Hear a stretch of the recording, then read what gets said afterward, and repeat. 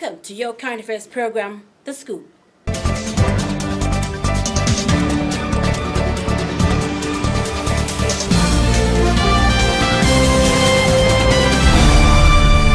I'm Francesca Phiri.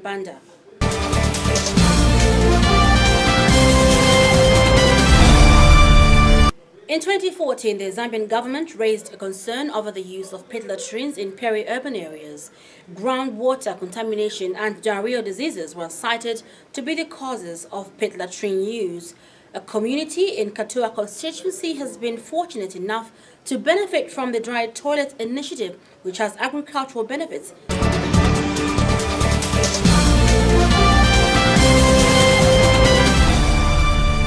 The use of pit latrines in Zambia is very common, and it goes back since time immemorial. It's the only common and cheapest method of making toilets known to many, especially in rural areas. However, over the years, with the growing population, more and more are building houses with either pit latrines or flashable toilets which use soak away. With the growing number of households, the underground water is under threat of being contaminated by human waste. This is posing a great risk to human life, as diarrheal diseases are always the consequence. The Nyoni family of Rupiah Village in Katua constituency have been living here since 1978, and in that time they have used 5 pit latrines. 3 years. Ati ma 3 meters yazura pano pafika varendo vambiri tenzofutika maningi nokumba matoireti yagwa wamanga futi yagwa wamanga futi.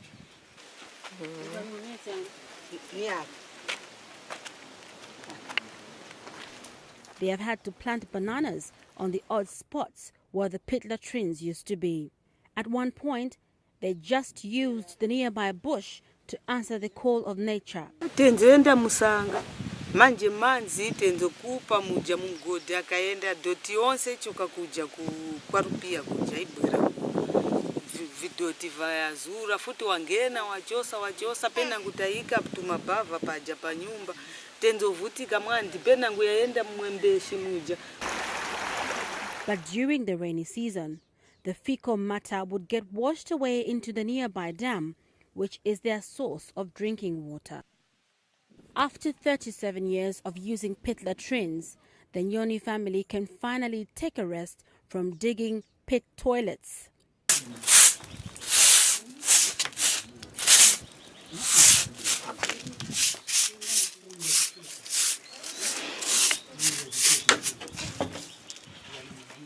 A new initiative called Urine Diverting Dry Toilet is what this family will now be using. This one's not being used. They're using the other chamber.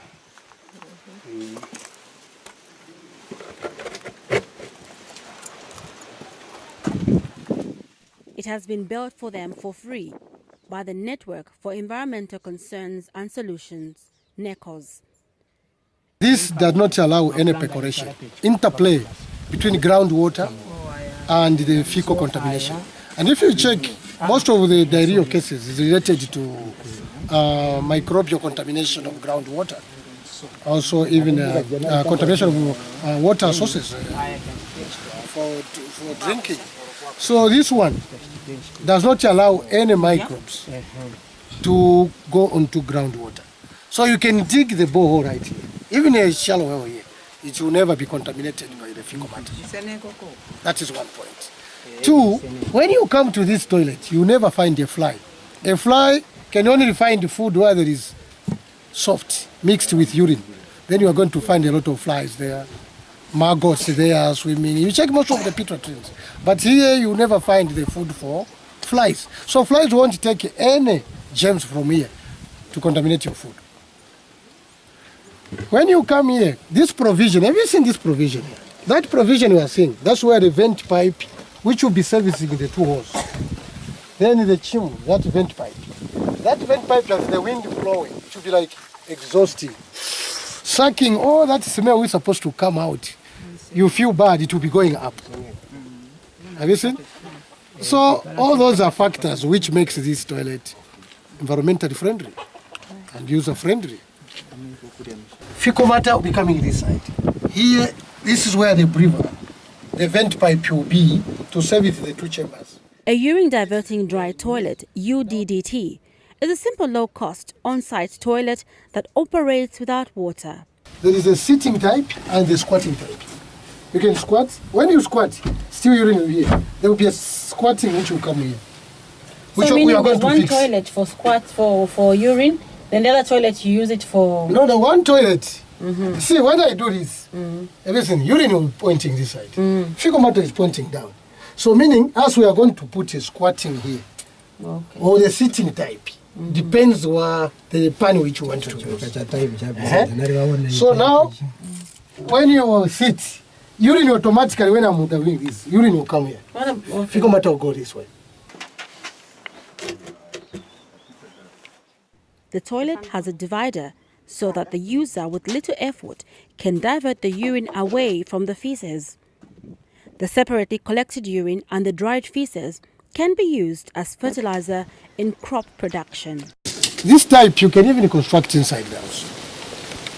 But the outlet should be like the outside wall, where you can still empty. But it's inside, but you can empty outside. So we have done a number of them in Madimba community, we have done in George, we have done in Kabwe, we are working with the Kabwe Municipal Council, in Makululu, Katondo, Nakori, working with West Netherlands, who supported that project for 1 year. Yeah. Then we also worked with JICA in Katondo, training the local communities who I'm sure they are still building. The way we are doing here in Katondo. Members of this community in Rupiah Village have been engaged in the building of these toilets.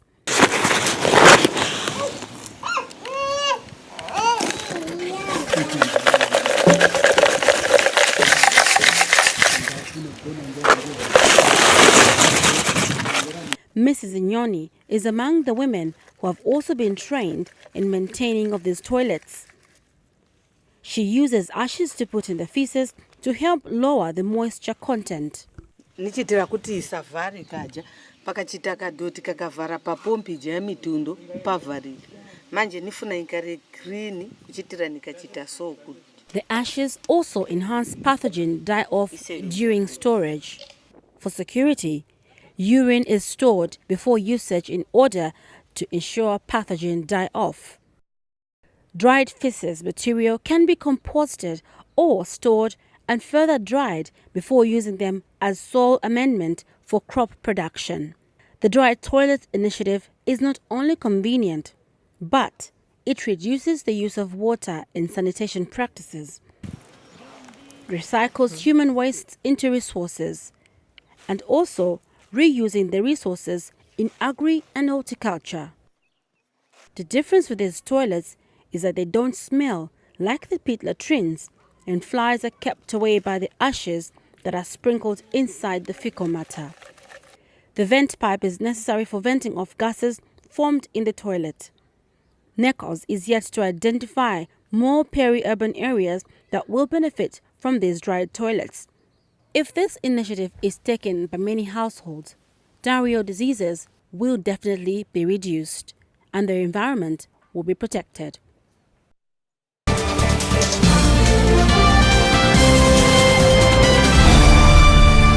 A look at the proverb of the week. This week's proverb says, "He who waits for a chance may wait for a long time. He who waits for a chance may wait for a long time." That's it for The Scoop. Thank you so much for your time. Goodbye.